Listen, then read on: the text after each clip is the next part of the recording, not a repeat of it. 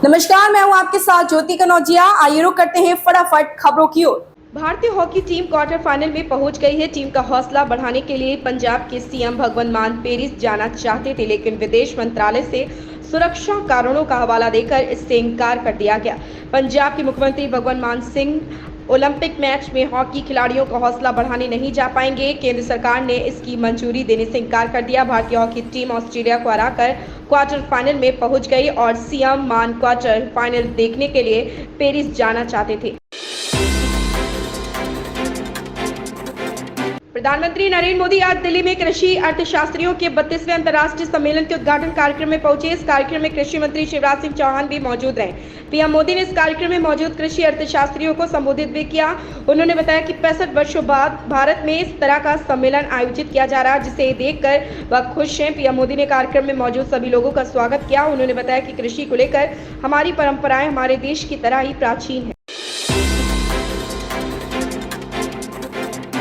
सामाजिक न्याय और अधिकारिता राज्य मंत्री अठावले ने कहा कि SC/ST के लिए आरक्षण जाति पर आधारित SC और ST के आरक्षण में क्रीमी लेयर के प्रावधान लागू करने के किसी भी कदम का RPI कड़ा विरोध करेगी। SC/ST आरक्षण से क्रीमी लेयर को लेकर आए सुप्रीम कोर्ट के फैसले के बाद केंद्रीय मंत्री रामदास अठावले ने अपनी प्रतिक्रिया दी। अठावले ने कहा कि SC/ST वर्ग की जातियों का उप वर्गीकरण किया जाना चाहिए। आशा किरण शेल्टर होम में हुई मौतों को लेकर भाजपा नेताओं ने आम आदमी पार्टी पर निशाना साधा। वहीं इस मामले में मंत्री आतिशी ने जनवरी 2024 से ACS राजस्व को मजिस्ट्रेट जांच शुरू करने और 48 घंटे के भीतर रिपोर्ट देने का निर्देश दिया। राजधानी दिल्ली के रोहिणी इलाके में बने आशा किरण शेल्टर होम में 14 लोगों की मौतें हो गई। दिल्ली सरकार ने तत्काल मामले पर एक्शन लिया और 48 घंटे के अंदर रिपोर्ट भी मांगी है। वहीं इस मामले में भाजपा प्रवक्ता शहजाद पूनावाला, भाजपा सांसद मनोज तिवारी और अन्य नेताओं ने प्रतिक्रिया दी। ऊर्जा मंत्री ने निर्देश दिया कि अधिकारी ट्रांसफार्मर फूंकने के मामले में नए सिरे से SOP बनाएं। उन्होंने कहा कि ट्रांसफार्मर फूंकने पर निर्धारित समय पर बदलने का प्रयास किया जाए। ऊर्जा मंत्री AK शर्मा ने निर्देश दिया कि कांवड़ यात्रा मार्गों और प्रमुख धार्मिक स्थलों एवं मंदिरों में 24 घंटे विद्युत आपूर्ति की जाए। ट्रांसफार्मर फूंकने पर निर्धारित समय पर बदलने का प्रयास किया जाए।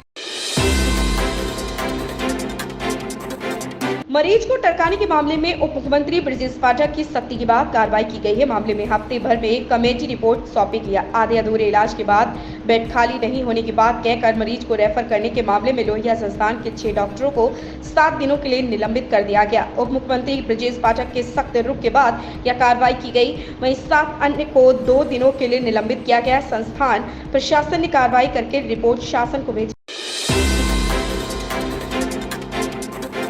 वाराणसी के सिगरा स्टेडियम का लोकार्पण पीएम नरेंद्र मोदी सितंबर में कर सकते हैं। इस स्टेडियम में खेल सुविधाओं का लाभ वाराणसी के साथ ही पूरे पूर्वांचल को मिलेगा। स्टेडियम का निर्माण अगस्त में ही पूरा करने का लक्ष्य है। प्रधानमंत्री नरेंद्र मोदी सितंबर में सिगरा स्टेडियम के दूसरे और तीसरे चरण में पूरे होने वाले कार्यों का लोकार्पण कर सकते हैं। इसकी तैयारी तेजी से चल रही है। अगस्त में ही स्टेडियम का काम पूरा करने का लक्ष्य है।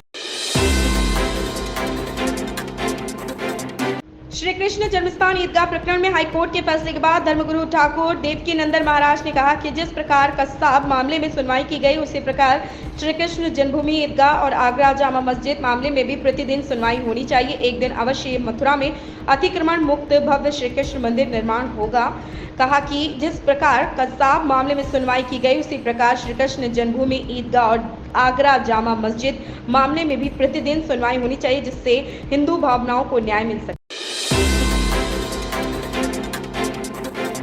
यूपी के उप मुख्यमंत्री केशव प्रसाद मौर्य ने काशी विश्वनाथ मंदिर जाकर दर्शन पूजन किया। इसके बाद उन्होंने विपक्ष पर जमकर निशाना साधा। उन्होंने कहा कि अखिलेश यादव तो पत्रकारों से जाति पूछते हैं, अब ब्राह्मणों को ठग रहे हैं। यूपी के उप मुख्यमंत्री केशव प्रसाद मौर्य ने कहा कि जाति के मुद्दे पर कांग्रेस और सपा का विरोध ठीक नहीं। पूर्व केंद्रीय मंत्री अनुराग ठाकुर ने कहा, किसी का नाम नहीं लिया था, सिर्फ इतना कहा था कि जिसकी जाति का पता नहीं वे जाति जनगणना की बात करते हैं, इस पर किसी को आपत्ति नहीं होनी चाहिए।